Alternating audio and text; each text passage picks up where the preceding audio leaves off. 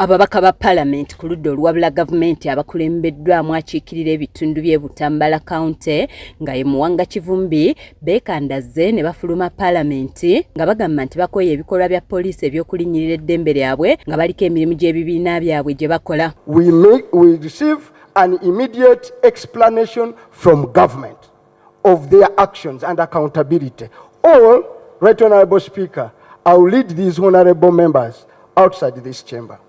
Bano bagamba nti si baakuddamu kutuula mu Parliament singa gavumenti tevaayo n'ekiwandiiko ekinnyonnyola lwaki bannakibiina kya National Unity Platform ab'enjawulo bakwatibwa ng'olutatadde. Difficult for me to sit here as an acting lobe and lead this side into this house without a very clear explanation from the other side, from the minister concerned, about what is taking place, because they are acting outside the law. And this house is about respecting the law. Kinajjukirwa nti olunaku olw'eggulo ab'ebyokwerinda okwabadde poliisi, amagye wamu n'ebitongole ebirala balinnya eggere mu lukuŋŋaana lwa bannamawulire olwabadde lutuuziddwa ab'ekibiina kya NUP wali e Kamwokya nga luno lwabadde lugendereddwamu okusabira abawagizi baabwe abazze bakwatibwa kussa n'abo abafudde. No,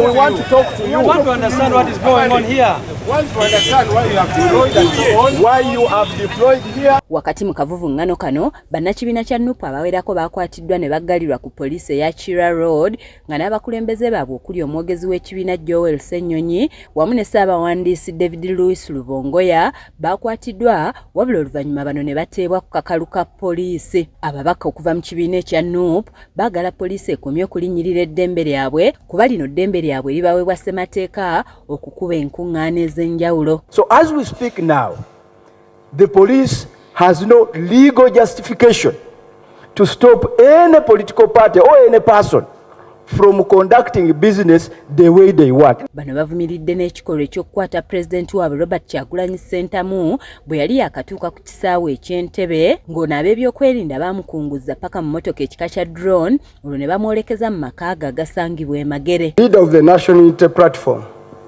Honourable Robert Kyagulanyi Ssentamu, you are aware, was kidnapped from a plane and driven to his home. Yesterday, the offices of the National Unity Platform were not only sealed off, national leaders arrested from a Secretary General to a spokesperson. All that the police can quote is any just resolution they make without any recourse to any provision of the law.